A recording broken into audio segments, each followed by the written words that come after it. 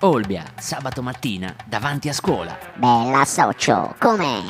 Cazzo da paura queste Hogan, dove le hai prese? Spara la mia felpettina, tutto a porto rotondo ho preso. A io che non c'entriamo a scuola, amico mio, andiamo al bar a guardare il panettone delle fighettine. A io che prendo la smart. Andiamo socio. Asco, ma la tua donna è ingabbiato t'aveva che non t'ho più visto. Amico mio, non mettermi il casco e cambia di discorso. A me non chiudi il finestrino mentre entra al clima. Aspetta che parcheggio bene la smart, che sennò i pinguini mi mettono la multa e mio padre si iena e sclera di brutto.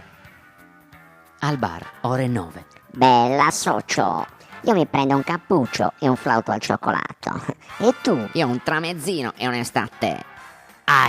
Guarda che figa quella, c'ho un panettone da paura, amico mio.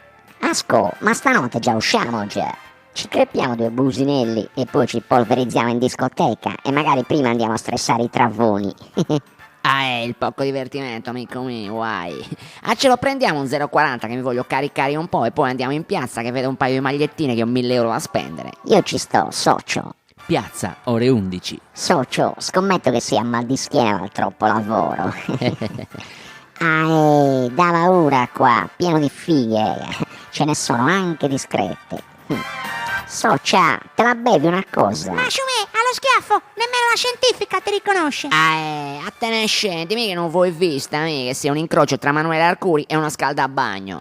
A scuola, amico mio, ce la schizziamo a casa e ci rivediamo più tardi. Ok, socio. Ciao, amico mio. Ciao. Ciao, ciao. Così mi finisco la partita PlayStation.